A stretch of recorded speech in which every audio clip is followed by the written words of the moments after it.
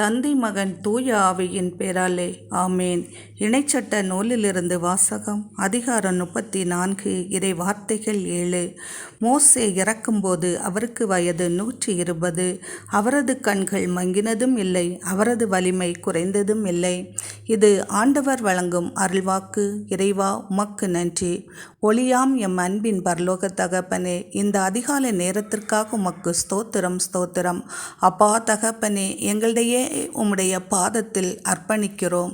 நீரே இரக்கத்தின் தேவனாக இருந்து கருணை கூர்ந்து எங்களுடைய பாவங்களையும் குறைகளையும் மன்னித்து விடுதலையை தந்து எம்முடைய கண்களுக்கு ஒளியை தருவீராக.